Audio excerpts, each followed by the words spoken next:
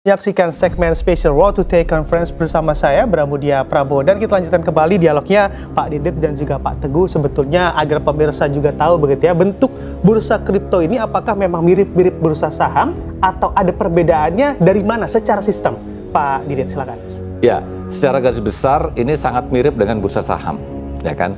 Di sana ada Bursa Efek Indonesia, ada custody dan ada clearing kan gitu. Kami juga seperti itu, ya kan? Intinya kami memang menggunakan benchmark yang sudah ada lah, yang terkait dengan efek dan dengan keuangan gitu. Nah, hanya saja bedanya kalau di sana bicara tentang saham, surat berharga dan sebagainya, ini bicara tentang kripto, gitu kan, barangnya kripto. Nah, tentu tinggal teknologinya lah yang berbeda, ya kan.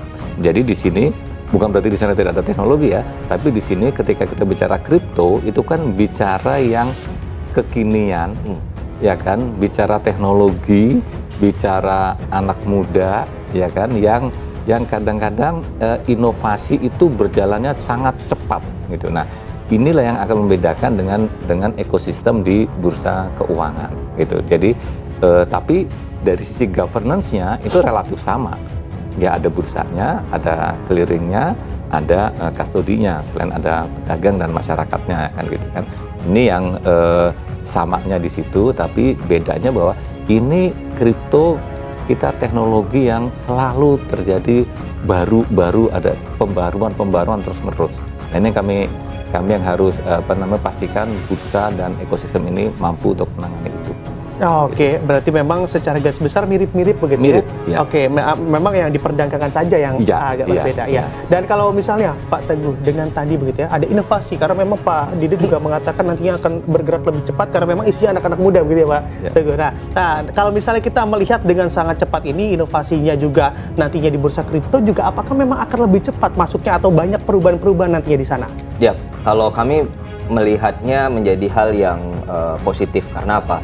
Karena Bapepti itu kan, ini sepengetahuan saya, izin nih Pak Didit, mulai dari oksigen, minyak goreng ya, sampai kemudian aset kripto gitu, ya kan. Jadi semuanya di Bapepti. Kemudian ketika memang spesifik yang bagian aset kripto pindah nih ke tempat yang lain yang memang akan fokus untuk mengelola, tentu kan akan bisa lebih mempercepat nih inovasi-inovasi yang ada. Jadi kalau kemudian kita katakan masih per hari ini kami diperbolehkan untuk memperdagangkan yang namanya fisik ya, barang fisik atau spot trading gitu ya, kita harapkan bahwa nanti akan ada nih produk-produk yang lain yang boleh diperdagangkan gitu. Seperti ya kalau kita ngomongin di industri kripto yang lain, ada staking di situ, ada kemudian kita bilang derivatif produk gitu ya, ataupun produk-produk yang lain gitu yang memungkinkan inovasi bisa berjalan di atasnya. Jadi sekali lagi bahwa kehadiran bursa, sekali lagi harapan kami itu bukan pada posisi yang melanjutkan, tetapi justru akan meningkatkan ya, akan meningkatkan tadi sekali lagi dari segi kepercayaan masyarakat, terus kemudian naik meningkatkan volume transaksi, kemudian naik lagi meningkatkan produk-produk yang boleh diperdagangkan gitu ya, dan kemudian hal-hal yang lain yang kemudian itu menjadi positif dari kehadiran bursa, Mas Bram. Oke, nah ini dengan adanya tadi ada derivatif begitu ya, ada pun staking, sebetulnya kalau misalnya diadopsi dimasukkan ke bursa kripto ini akan bisa dalam waktu cepatkah juga Pak Didit, atau memang nantinya perlu waktu lagi karena memang terbentuk dengan regulasi? Saya pikir bisa dalam waktu cepat ya, tetap nanti perizinannya dari kami. Apakah itu nanti akan dilakukan di bursa, tetap perizinannya dari kami kan gitu. Tapi perizinan buat kami itu kan cepat aja gitu kan. Sejauh memang peminatnya sudah banyak dan ini aman gitu kan, itu silakan saja gitu kan. Gitu. Nah, kemarin memang saya bilang kami agak tahan ini gitu kan. Kami agak tahan karena kalau ini kami berikan kan itu termasuk yang harus kami awasi juga gitu kan. Nah, ini tentu kalau kami kemarin kan karena kami kerja sendiri sehingga kami tahan supaya kami semuanya mampu untuk melakukan pengawasannya kan gitu kan. Nah, ketika ini nanti sudah ada ekosistem lah yang akan melakukan pengawasan itu gitu. Jadi buat kami sejauh nanti ekosistem mampu melakukan pengawasan, mampu mengendalikan, maka perizinan nggak masalah. Oke, perizinan nggak masalah begitu ya, kami garis bawahi. Sebetulnya bicara terkait peminatnya sebetulnya berapa besar di inovasi-inovasi yang baru ini Pak Teguh? Karena memang kalau tadi Anda katakan ini memang trennya masih bearish begitu ya untuk kripto di Indonesia. Ya, justru ini fakta yang menarik ya. Faktanya adalah kalau kita berbicara tentang perdagangan yang boleh saat ini kami lakukan, itu adalah bagian kulit lah. Jadi kalau kita ngomongin buahnya itu kan ada yang namanya kulitnya, terus kemudian ada daging buahnya.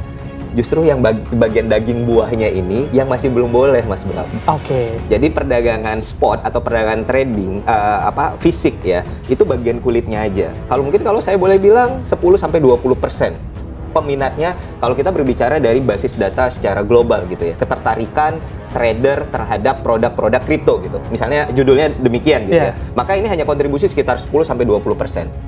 Jadi coba bayangkan jika memang ada produk-produk turunan yang tadi saya sampaikan, ada staking, ada futures atau derivatif di situ, maka tentu itu adalah bagian dari inti produk di kripto itu sendiri. Jadi berapa banyak atau berapa besar pasar yang kemudian kita bisa grab lagi. Nah, selama ini yang terjadi apa? Karena keterbatasan untuk sebagian pihak atau sebagian orang akhirnya diam-diam untuk kemudian mereka ya udahlah coba cari di market-market yang lain kan gitu, karena memang kan belum diatur. Nah, ini yang kita harapkan ketika ada bursa sudah diatur, Bapepti juga mengizinkan gitu ya produk-produk dengan sepengetahuan dari Bapepti gitu ya. Tentu kita harapkan bahwa yang sebelumnya volume atau transaksi itu dikontribusi pada market di luar Indonesia, maka kita harapkan bisa balik ke Indonesia dan itu akan bisa nge-boost dari volume atau market yang ada di Indonesia, Mas Bram. Oke, baik. Nah, ini bicara terkait peningkatan volume transaksi, Pak Didit. Kalau misalnya kita katakan memang kondisinya sedang bearish, dan ini upayanya harus seperti apa lagi atau upaya strategi jitunya untuk meningkatkan volume selain tadi menyiapkan ekosistemnya ada di mana? Kiranya yang tadi juga disebutkan begitu ya, masih di permukaannya saja belum sampai pada inti buahnya, Pak Didit. Jadi justru kami akan mendorong tadi agar pasar segera masuk ke buahnya. Dari kemarin sudah banyak proposal ke kami, ya kan, proposal ke kami, tapi tadi ada keterbatasan kami. Bukan kami nggak setuju, ya kan, kami setuju, tapi di sisi lain kalau kami setuju, kami izinkan, ini pengawasan kami menjadi sangat-sangat luas sekali dan tangan saya terbatas, gitu kan. Nah, jadi, oke, sebentar, ini kami fokus pada ekosistem aja dulu. Dan ya, ketika ekosistem sudah jadi, nah kenapa enggak tadi, ya? Ini akan segera kami langsung setujui lah kira-kira seperti itu, tapi tentu nanti yang mengusulkan adalah bursa, gitu kan. Artinya kalau bursa mengusulkan, berarti ekosistem sudah siap dengan pengendaliannya, gitu. Nah, setelah itu adalah masalah bagaimana kita mensosialisasikan ini kepada masyarakat dan sebagainya, ya. Itu sudah kami lakukan sejak saya definitif menjadi Kepala Bapepti di awal tahun ini. Itu sudah sejak tahun ini Februari kemarin kita melakukan bulan literasi kripto. Nah itu kan, jadi kita terus-menerus, pokoknya setiap hari selama bulan Februari itu kita selalu ada cerita tentang aset kripto, apapun lah itu, dan di seluruh wilayah Indonesia. Nah, ini nanti akan kita lakukan lagi kalau ini memang sudah bursa ini udah mulai agak stabil, ya kita akan lakukan lagi ya. Karena ini bursa baru berapa hari ya, baru 10 hari ya, iyalah ini tadi kesepakatan juga masih maju mundur gitu kan. Kita harapkan 1 bulan ini ya kan, ini bursa sudah bisa mulai berjalan, kami akan terus monitor. Nah, nanti kalau udah mulai jalan, mulai katakanlah sudah sampai ke gigi 2 gitu kan, nah maka kita akan dorong lagi untuk mencari yang daging-daging barunya lagi tadi, sehingga bisa masuk gigi 3, gigi 4 lah gitu lah. Tapi sementara gigi 1 ya kita tunggu dulu lah sampai dia masuk gigi 2 dulu. Oke, gitu. Jangan ngebut-ngebut dulu gitu ya Pak Didit ya, gigi 1 terlebih dahulu. Nah, tadi juga dikatakan ada literasi kripto yang mana juga nanti ujung-ujungnya memang untuk meningkatkan begitu ya jumlah pemain ataupun pelaku pasar kripto di bursa kripto. Nah, sebetulnya andai kita bergeser ke isu lainnya yang mana juga banyak beredar.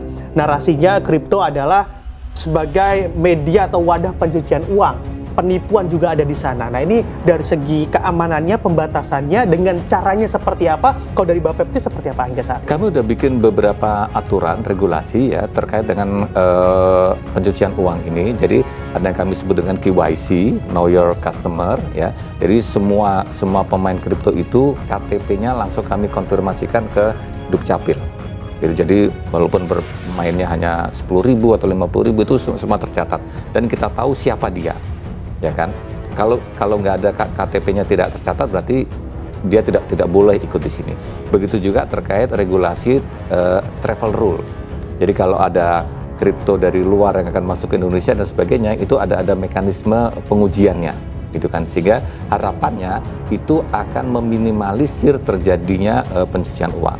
Kemudian juga jika ada transaksi-transaksi yang unusual, ya kan, misalnya tiba-tiba walletnya Mas Bram gitu kan, dapat kiriman dari orang-orang nggak tahu gitu kan. Nah, si pedagang kalau nanti adalah bursa maupun clearing itu harus segera melaporkan ke PPATK. Kalau sekarang pedagang harus melaporkan ke PPATK. Dan itu sudah berjalan. Jadi kalau ada unusual transaction itu kita udah minta pedagang segera melaporkan ke PPATK. Dan kami meminta laporan atas pelaporan tersebut, gitu kan. Jadi kami memantau apakah sistem itu sudah diikuti atau tidak. Dan beberapa kasus, beberapa penegak hukum itu juga selalu minta kepada kami jika diindikasikan tersangkanya yang ada di sana itu bermain kripto, dan itu selalu kami sampaikan ke penegak hukum. Oke, berarti semakin selektif begitu di sana Pak Didit ya, melihat ya KYC tadi ya di sana. Nah, kalau misalnya semakin selektif ini apakah juga berdampak pada, kalau kita ketahui begitu ya, banyak pemain Indonesia justru mainnya di luar negeri. Ditambah dengan selektif ini, apakah juga semakin enggan begitu mereka main di Indonesia? Anda melihatnya seperti apa, Pak Teguh? Kalau kita ngikutin dari peraturan yang ada ya, jadi kalau tadi saya boleh menambahkan dari Pak Didit, ada yang namanya NRA dan SRA. Jadi ada namanya National Risk Assessment dan ada namanya Sectoral Risk Assessment.